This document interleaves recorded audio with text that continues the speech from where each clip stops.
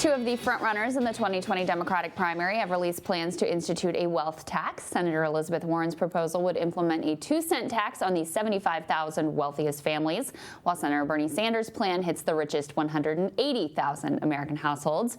Joining us via Skype to dive into the details of these plans is Professor of Economics at UC Berkeley, Gabriel Zucman. He's also the author of The Triumph of Injustice: How the Rich Dodge Taxes and How to Make Them Pay. Great to have you on, sir. Thank you so much. Thanks for having me. So some of the objections that have been raised to the idea of a wealth tax is basically other countries have tried this. It didn't work out. The rich are very averse to having you detail all of the wealth that they have, and they just are able to hide it or ship it off seas. What's your response to that? It's true that the European experience with wealth taxation is not a big success. But tax avoidance, tax evasion, these are not laws of nature. So European countries made bad choices.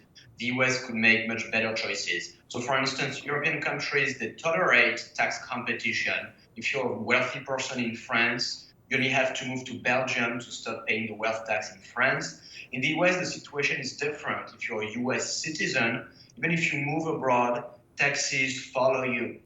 So you cannot avoid U.S. taxes by just moving abroad.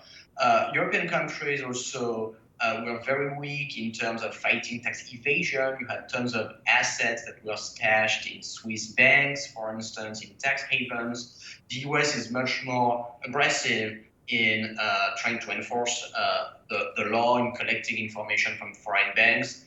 And last thing, and perhaps the most important one, is the wealth taxes that are discussed today in the US start much higher in the wealth distribution than the taxes that existed or that still exist in Europe. So in the Warren proposal, for instance, it's worth about $50 million that could be taxed. In European countries, it's typically wealth above $1 million.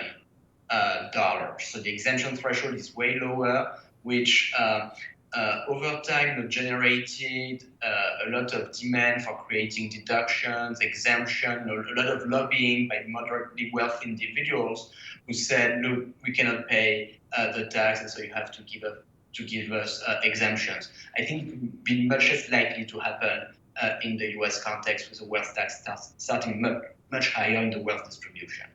Well, and you are a big advocate for this idea of a wealth tax in order to combat inequality. Talk a little bit about why you think this is the right way to go, and also talk a little bit about the work that you've done on the roots of inequality and what has caused it to widen so greatly. Yeah, I mean, what's very striking is that wealth concentration has increased enormously in the US. In the late 1970s, the top 0.1% wealthiest Americans owned about 7% of US wealth. Today, they own about 20% of US wealth. So a big rise of inequality, and at the same time, the tax system has become less progressive. In 2018, for the first time over the last 100 years, billionaires have paid a lower tax rate when you take into account all taxes at all levels of government than the working class or the middle class. The top 400 Americans pay 23% of their income in taxes.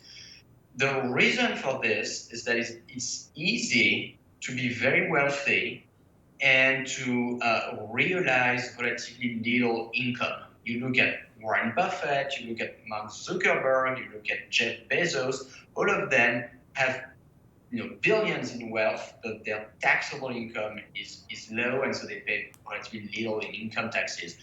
With a wealth tax, you can address that problem because the wealth tax taxes wealth itself. It's the most direct and powerful way to make the tax system more progressive and to make sure that billionaires pay higher tax rates than the rest of us.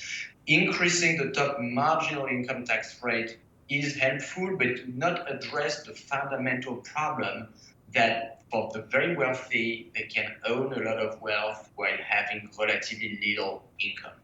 Well, and it seems to me like there's another reason why the tax code has gotten less progressive as inequality has skyrocketed, and that's basically the political system being captured by wealthy interests. Is that something that we see in other countries around the world, and do you think that analysis is fundamentally correct in the U.S.?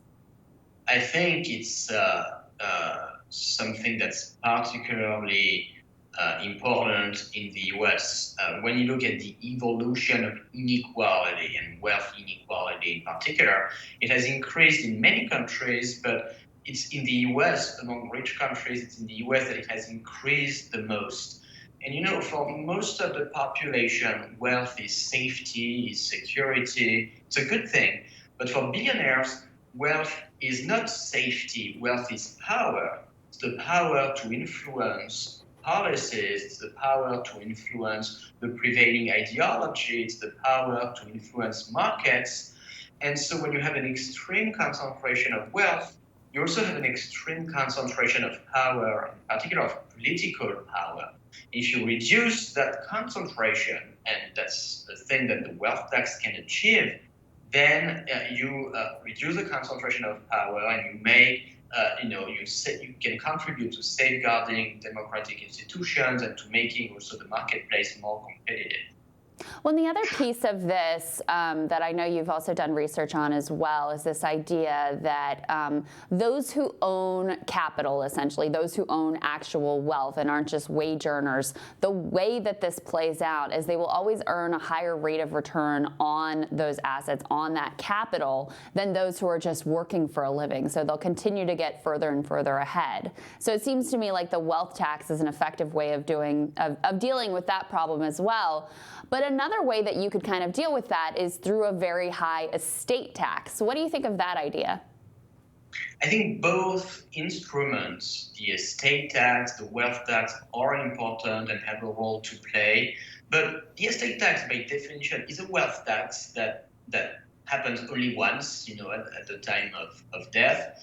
And today you have lots of relatively young, very wealthy billionaires who pay little in taxes, Mark Zuckerberg, for instance, and is it wise to wait for 40 years, 50 years, 60 years for them to start paying taxes? I think you want to do two things. You want an estate tax to limit the reproduction of wealth across generations, but if you care about the evolution of inequality in the next 10, 20, 30 years, if you care about generating tax revenue today to fund health insurance for all, to fund childcare, public childcare, college education for a majority of Americans, you need to collect revenue today, in the coming years, and the wealth tax can do that. The estate tax cannot